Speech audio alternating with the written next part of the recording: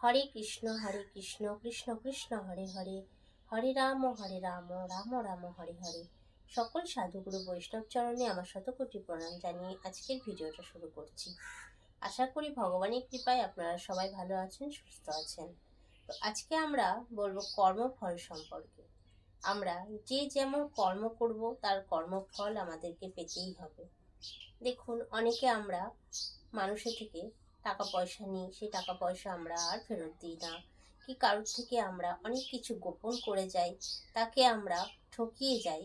এইগুলো হয়তো সেই ব্যক্তি জানতে পারছে না, কিন্তু একজন যে পরমাত্মা তিনি কিন্তু সব কিছুই জানেন এবং সব কিছু তিনি প্রত্যক্ষ করছেন। তাই আপনি যেমন কর্ম করবেন সেই ফল কিন্তু আপনার কাছে ঘুরে আসবেই।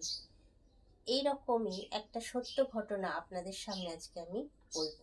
মহারাষ্ট্রের এক গোয়ালা ছিলেন, তিনি মাখন বিক্রি করে তার সংসার চালাতেন। তো মাখন বিক্রি করার জন্য তিনি যে ওজন করবেন তার জন্য একটা বাটখারা কেনার মতো সামর্থ্য তার ছিল না। তাই তিনি মাখন বিক্রি করে দোকান থেকে 1 কেজি চিনি, 1 কেজি ডাল, 1 কেজি মুড়ি এরমভাবে তিনি কিনে নিয়ে আসতেন। কিনে নিয়ে আসার পর সেই 1 কেজি ওজনে তিনি সবাইকে মাখন দিতেন।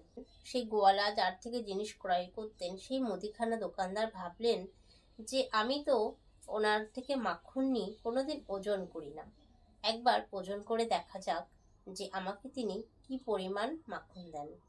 তো তিনি ওজন করে দেখলেন 900 গ্রাম মাখন দিয়েছেন। তো তখন মুদিখানা দোকানদার ভাবছেন যে তাহলে আমি যে এতদিন পর্যন্ত ওর থেকে মাখন নিয়েছি, তাহলে 100 গ্রাম করে কম মাখনে, তাহলে আমাকে কি পরিমাণে ঠকিয়েছে। তো আসুক পরের দিন, পরের সপ্তাহে যখন মাখন দিতে আসবে ওর মজা আমি দেখাচ্ছি। এই ভেবে তিনি গ্রামবাসী, পাশাপাশি যত দোকানদার ছিল সবাইকে তিনি জানিয়ে রাখলেন ঘটনাটা। যখন পরবর্তী দিনে সেই গোয়ালা যখন মাখন দিতে গেলেন, তখন সেই দোকানদার সেই গোয়ালাকে ধরে বেঁধে রাখলেন এবং গ্রামবাসী এবং দোকানদার সবাইকে ডাকলেন। গোয়ালা তো অবাক হয়ে গেল যে কি কারণে আমাকে এরকম শাস্তি দেওয়া হচ্ছে। সেই গোয়ালা তো বারবার কাকুতি মিনতি করছে যে আমি কি এমন করেছি, আমার সঙ্গে কেন এমন করছেন। তখন বলছে, আমাকে তুমি প্রত্যেক সপ্তাহে মাখন দিয়ে যাও, 100 গ্রাম করে কম, 900 গ্রাম করে তুমি আমাকে মাখন দিয়েছো।